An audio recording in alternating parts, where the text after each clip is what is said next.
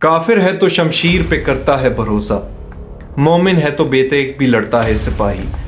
Iran ने Israel और America की जंग को कैसे एक्सपोज किया है, आज मैं आपके सामने तमाम तफसीलात रखने वाला हूँ। बेल आइकन का बटन दबा दीजिए और जितना हो सके इस वीडियो को शेयर कर दीजिएगा, क्योंकि जो तफसीलात आपके सामने मैं रखने जा रहा हूँ धमाकेदार है। मैं पहली खबर आपके सामने खबर से ही स्टार्ट कर लेता हूँ। J-36 एक त्यारा है जो इस वक्त किसी और मुल्क के पास नहीं है, वो सिर्फ चाइना के पास है। उसके अंदर ये खासियत है कि वो रडार सिस्टम को हाईजैक कर सकता है, वो किसी भी सर्विलेंस के लिए काम आ सकता है, यानी कि इंटेलिजेंस के लिए काम आ सकता है, वो आपकी जो डिफेंस सिस्टम होता है उसको जैम करने के लिए काम आ सकता है। J-36 आप उसकी खासियत ये है कि किसी भी डिफेंस सिस्टम को हाईजैक अगर करना हो तो वो उसमें उसका बहुत किरदार है उस जहाज का। अब सुनिएगा, J-36 चाइना का मिडिल ईस्ट में आता है। अच्छा, कौन से मुल्क में आता है? यूएई के अंदर आता है। और ये कब की बात है कि जिस वक्त वहां पे उनकी एम्बेसी के ऊपर अटैक हो रहा था, J-36 पाकिस्तान में सहरी के वक्त था, तो J-36 यूएई की फजाओं में मौजूद था। और उसी के कुछ देर बाद आपको खबर मौसूल होती है कि वहां पर एम्बेसी के ऊपर अटैक हुआ है। अगर आप थोड़ा सा डॉट कनेक्ट करें तो आपको ये चीजें समझ आएंगी। ये आप पिक्चर में देख सकते हैं, फ्लाइट रडार से मैंने, ये मेरा सोर्स है, मैंने यहां से ये खबर ली। ये खबर सिर्फ मेरे पास है और किसी के पास भी नहीं है, और ना मैंने लीक की है कहीं पे। ये खबर सिर्फ मेरे पास है, मैंने कहीं पे भी ये खबर लीक नहीं की कि चाइना इस वॉर के अंदर दाखिल हो चुका है। आपको क्या लगता है, ये जो नेतन्याहू साहब हैं, या इनको तो साहब ये इस काबिल नहीं है कि मैं इनको नेतन्याहू साहब कहूं, शैतान यहू कहां पे इस वक्त कहां पे है? ये शैतान यहू बेसिकली आज कहां पे बैठा हुआ है? ये बाहर क्यों नहीं निकल रहा? आए ना बाहर। इनके घर के ऊपर अटैक हुआ, इनके ऑफिस के ऊपर अटैक हुआ है, ये बंकर में छुपा था वहां पे भी अटैक हुआ है। ये बाहर नहीं आ रहे। ये कहते हैं जी ईरानी छुपे हुए हैं, वो तो भाई रैलियों में बाहर आते हैं, वो कहते हैं हाँ जी हम यहाँ पे अल-कुद्स रैली जो हुई है, या पिक्चर्स में देख सकते हैं वो लोग कैसे बाहर आए हैं। वो तो कह रहे हैं हम शहादत के लिए तैयार हैं, हम मौत से नहीं डरते। ठीक है, आप उनको शहीद कर रहे हो, आप स्ट्राइक कर रहे हो, आपके पास ताकत होगी, लेकिन वो मौत से डरने वाले लोग नहीं है। डरते नहीं है मौत से, डरती है हमसे मौत, हम लोग करबला से कफन लेके आते हैं। ये उनका मानना है, ये उनका बिलीव है, वो करबला का दर्स लेके लड़ रहे हैं। आपको क्या लगता है आप उनके ऊपर स्ट्राइक करेंगे वो बंकरों में छुप जाएंगे? वो इसराइली नहीं है कि एक स्ट्राइक पे कभी बंकर में जा रहे हैं, कभी बाहर आ रहे हैं, कभी बंकर में जा रहे हैं, कभी बाहर आ रहे हैं, कभी छुप जाते हैं, कभी बाहर आ जाते हैं। नहीं, वो लड़ते हैं, अपने इमाम की तरह लड़ते हैं। उनके तमाम इमाम शहीद हुए हैं। वो आपकी तरह छुपते नहीं है, वो भगोड़े नहीं है। नाजरीन, आज ईरान ने अमेरिका और इसराइल को एक्सपोज करके रख दिया है। इनको बताया कि आपने जो अफगानिस्तान में जंग लड़ी, आप जो वहां पे पाकिस्तान में BLA को जो आप सपोर्ट कर रहे हो, और इन्होंने जो इराक में आके केमिकल वेपन्स का एक बहाना किया था और ये वहां पे भी गुस्से थे, सब चीजों को आज ईरान ने एक्सपोज कर दिया। कैसे कि आज डोनाल्ड ट्रंप साहब दहशत गर्दों से मदद मांग रहे हैं कि जी ईरान में आप जाएं। ठीक है, आज डोनाल्ड ट्रंप साहब कभी चीन से मदद मांग रहे होते हैं, कभी इटली से मदद मांग रहे होते हैं, कभी फ्रांस से मदद मांग रहे होते हैं, कभी जर्मनी से मदद मांग रहे होते हैं। यार मैं किस किस का नाम लूं? ठीक है, पूरी फहरिस्त है जिन्होंने इनको रिजेक्ट किया कि जी हम आपका साथ नहीं दे सकते। एक फहरिस्त है पूरी। और इन्होंने इसराइल और अमेरिका ने, मैं ये आप स्क्रीन में देख सकते हैं कि ईरान की पूरी लीडरशिप को शहीद किया। तमाम जो ऊपर लीडरशिप थी उनको शहीद किया। क्या वहां पे रिजीम चेंज हुई? नहीं। क्या वो अपने मौकिफ से एक कदम भी पीछे हटे? नहीं। तो नाजरीन, ये इनके लिए सोचने की खबर है कि क्या इनका जो मकसद था बेसिकली वहां पे अटैक करने का, क्या वो 18 दिन हो चुके हैं, कंप्लीट हुआ? नहीं। आपके कितने फौजी मारे जा चुके हैं, आपका बहड़ी बेड़ा इस वक्त जल रहा है, इस वक्त उसको आग लगी हुई है, आपके फौजियों के बिस्तर जल चुके हैं। भाई सवाल ये नहीं है कि ईरान इस जंग में सरवाइव कैसे करेगा, वो कर लेंगे।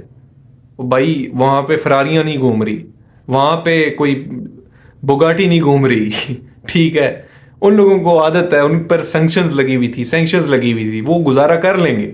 आप कैसे गुजारा करेंगे पेट्रोल के बगैर? आप इसका जवाब दें, आप कैसे गुजारा करेंगे? और आप कहते हैं कि पाकिस्तान के ऊपर ये जो अभी एक बात हो रही है कि अगला हमला पाकिस्तान पे होगा, तो मैं इस पे आपके सामने एक बहुत बड़ी खबर रखने जा रहा हूँ। अली लारजानी जो उनके नेशनल काउंसिल के जो सेक्रेटरी भी थे और आयतुल्ला अली खामनेई साहब के भी सेक्रेटरी थे, ये बड़े अहम ओहदे पे फाइज थे। आप कह लें कि जो ईरान की इंटेलिजेंस थी ये उसके चीफ हैं, आप ये समझ लें। आपकी आसानी के लिए मैं समझाने की कोशिश कर रहा हूँ।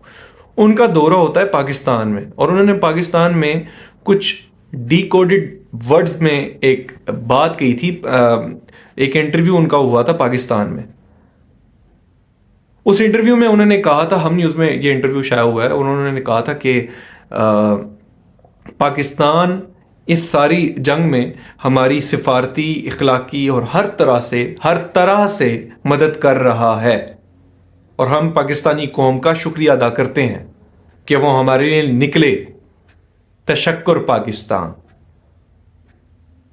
उनसे भी ये सवाल पूछा गया था कि क्या आप समझते हैं कि पाकिस्तान पर अगला हमला होगा? तो उन्होंने भी इस बात पर कहा था कि पाकिस्तान का और हमारा इस वक्त जो दुश्मन है वो एक है। उन्होंने खुल के सामने बात कर दी थी कि हमारा दुश्मन पाकिस्तान का और ईरान का इस वक्त एक दुश्मन है, इसराइल। और उन्होंने जो अभी शहादत से पहले जो उन्होंने बात की है कि अमेरिका का इरादा है कि एक 9/11 2.0 करे, और अली लारजानी साहब ये कहना चाह रहे थे कि उसका सारा इल्ज़ाम ईरान पे लगेगा और फिर ईरान पर अटैक का एक लेजिटिमेट टारगेट बनाया जाएगा। और उसी के 3-4 दिन बाद आप देखते हैं कि अली लारजानी शहीद हो जाते हैं। यहां पे मैं आपके सामने एक बहुत बड़ी खबर रखने जा रहा हूं। अली लारजानी एक ऐसे ग्रुप को, ईरान में बेसिकली 2 ग्रुप है। एक ऐसा ग्रुप है जो हार्ड लाइनर है, सख्त मिजाज है, एक्सट्रीमिस्ट है। एक थोड़े नरम मिजाज के हैं, डिप्लोमेटिक हैं। वो कहते हैं सिफारतकारी के ज़रिए, डिप्लोमेसी के ज़रिए मसलों का हल करना चाहिए, बातचीत के ज़रिए मसलों का हल करना चाहिए। ये उनके चीफ थे। तो अब सवाल ये होता है कि अमेरिका, देखें कोई भी जंग हो वो आखिर में टेबल टॉक पे ही आती है। अब सवाल ये पैदा होता है कि अमेरिका मुज़ाकरात करेगा किससे? क्योंकि पीछे जो सारी मतलब पलटून बैठी हुई है, मैं ईरान की बात कर रहा हूं, वो तो हार्ड लाइनर है, वो तो आपको छोड़ेंगे नहीं। और कल रात जो इसराइल के ऊपर अटैक हुए हैं उससे तो आपको बिल्कुल अंदाजा हो जाना चाहिए कि अब तो खैर नहीं है, क्योंकि अली लारजानी शहीद हो चुके हैं। उनकी जो टॉप की लीडरशिप थी वो शहीद हो चुकी है। और जो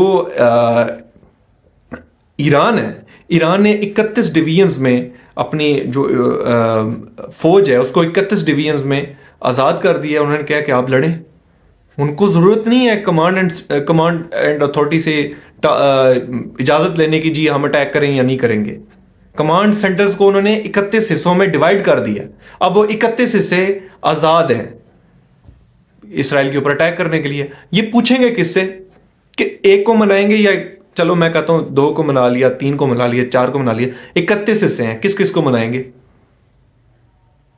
तो ये सारा फेलियर बता रहा है कि फॉरेन पॉलिसी में अमेरिका किस तरह फेल हो चुका है। क्योंकि वो एक ईडियम है ना, वो कहते हैं कि the tail is wagging the dog, कि जो दुम है ना वो कुत्ते को कंट्रोल कर रही है। तो आज हमें ये देखना पड़ेगा और सबको अंडरस्टैंड करना पड़ेगा कि खुसूसन जो अमेरिकन शहरी हैं उनको देखना पड़ेगा कि इसराइल की लॉबी जिस तरह खित्ते पे असरअंदाज हो रही है, इस तरह अमेरिकन फॉरेन पॉलिसी के ऊपर किस कदर असरअंदाज हो रही है।